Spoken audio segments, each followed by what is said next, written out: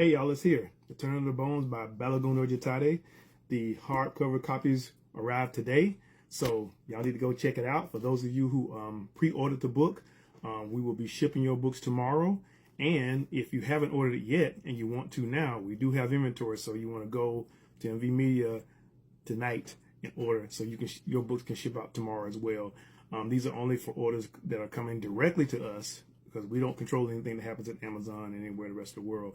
But I've been really excited for this book to come out. I read it. Of course, I read it a few months ago and really enjoyed it. For those of you who follow the Ki Khanga world, you know that a few years ago, Balogun wrote a book called Beneath the Shining Jewel, where he introduced the concept of the Gnaw Maws. Now, the Gnaw Maws are Ki Khanga's version of zombies. And people initially become zombies from a virus called bacillus.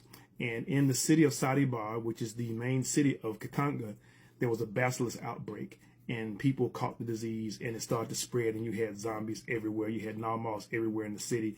And that first book, Beneath the Shining Jewel, is about a Sadibar constable and some other people and how they're fighting this invasion of these Gnaw Maws and how they're trying to get it under control and complete it. And if you also know, if you read anything about Omari Ket lost his parents to this bacillus outbreak, and actually his mother became infected and ended up attacking his father and that kind of stuff like that. So it's kind of a tragic thing, and that's one of the reasons how Omari became an orphan. But we move on years later, and now we're in the country of Asanteman, and there's now another outbreak of the bacillus in the Gnaw Maws. And I'll read you the back of the book. It basically says, Etsy, a young noble of the nation of Mali, is carefree and careless, but he is forced to change when death, in the form of Gnaw Maws, begin to plague his country and take friend, family, and foe. He must rise to become a leader and a savior against the armies of infected, or fall with the rest. Add to this a hard as iron father and a sister who hates him and what he stands for, and you have the turning of the bones. But will they ultimately turn toward life or death, freedom or subjugation?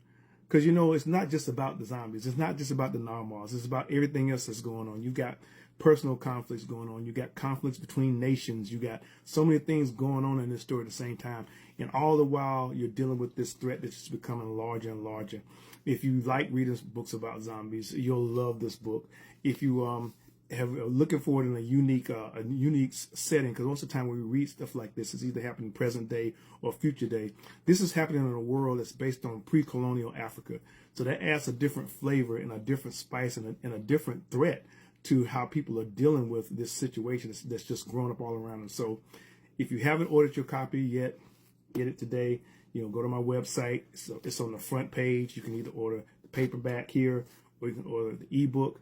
Again, if it's better for you to order it other places, it is available on Amazon. It's also available on any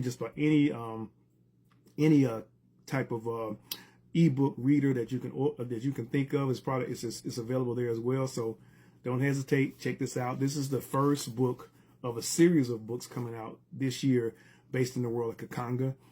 We're getting back to this world that we created, this RPG world that we created, and we're getting back to, writing stories about it. I've got a collection of short stories coming out about Omari Ket.